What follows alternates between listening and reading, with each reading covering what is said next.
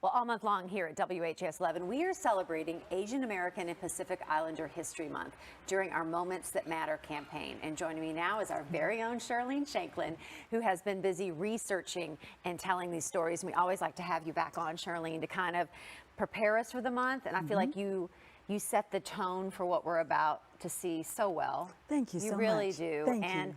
Here again, these stories that I've already seen are just so well told.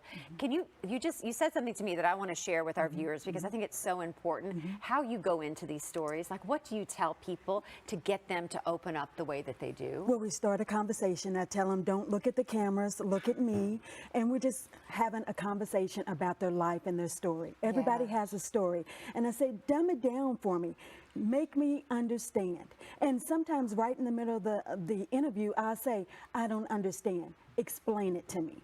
And then they dumb it down for me. They explain it. And some of the traditions is anything in our community. Everyone has their own quirks and different things. And I found this in AAPI month as well.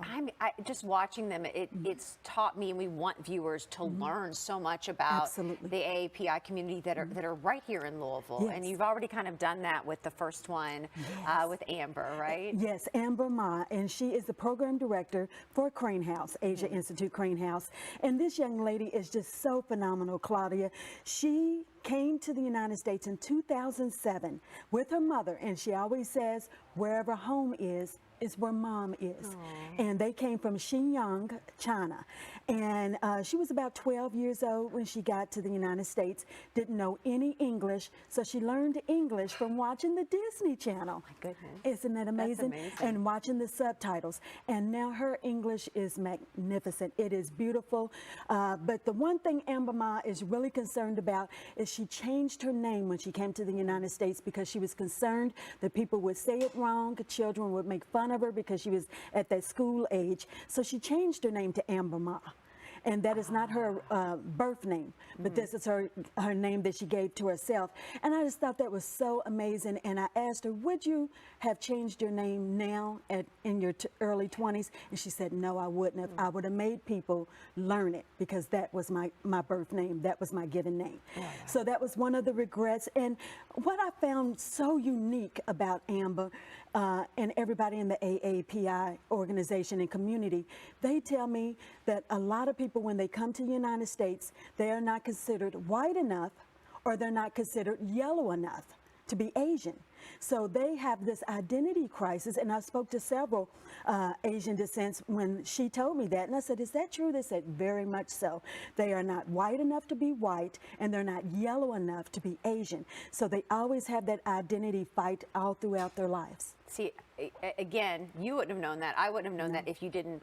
It's almost like asking or getting somebody to open up on a really personal place. Very personal. So I can understand you better. Yeah, and it was so many traditions because when she told me home is wherever mom is, she is actually going back to China for the very first time in 11 years.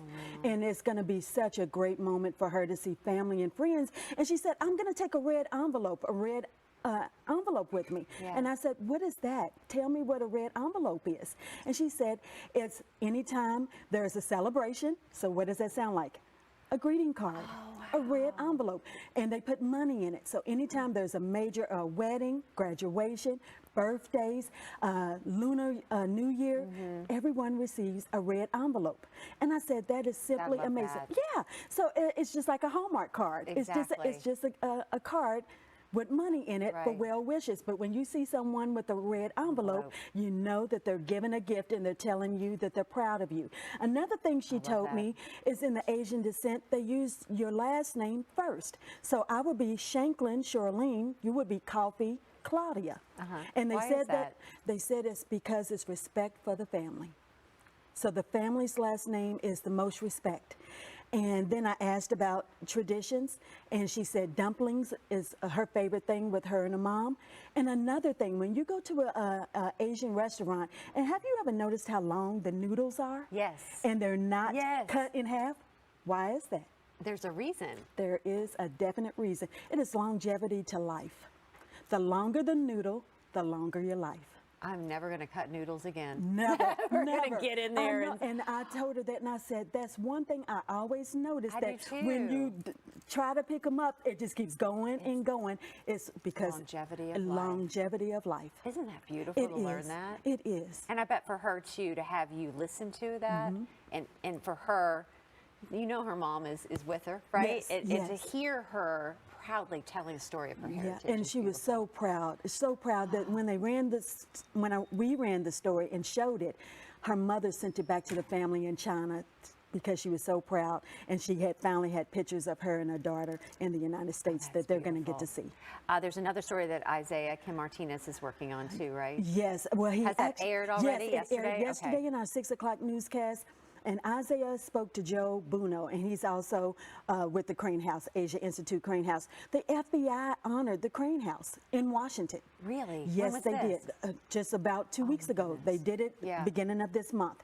And the reason why they did it is because of Asian hate, and because they do not speak out to law enforcement.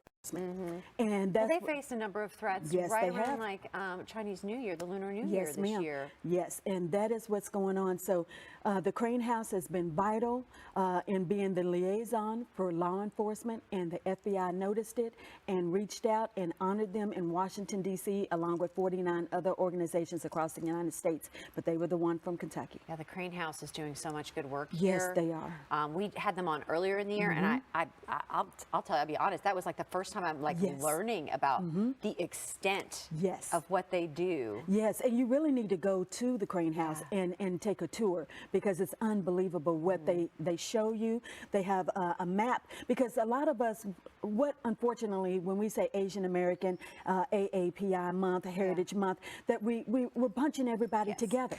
And it's 40 different countries in Asia that are represented this month. So you've got Thailand, Philippines, all of those, and they're all bunched together. But there's 40 different countries represented. Very different cultures. Yes, very amongst different. all of them. Yes. What else is coming down the road? Yeah, Isaiah is actually working on a piece that's simply phenomenal. He found an Asian descent police officer. And he doesn't work in the Louisville area, but just outside the city limits. Isaiah, and I'm not going to tell who it is, because I don't want anybody else to have him. Okay. But Well, that's a good idea. Yes, Don't he give it takes away. Isaiah on this patrol. And it really, representation really matters. When they see him, they talk to him. Isaiah sits down and talks to him candidly about being the only Asian descent on the police force. So it's going to just be simply wonderful. But I'm going to do another piece on the heritage, the culture, things that verify, you know, because when I found out about the not white enough and not yellow enough, that was something I never knew. And those are the things that I want to reach out to more people in the community. You know, it's only 2% in the state of Kentucky of Asian Americans in Kentucky, and it's 3% in the city of Louisville. I had no idea. So yeah, so the that would be a percentage is great very low. story. Just to, Yes.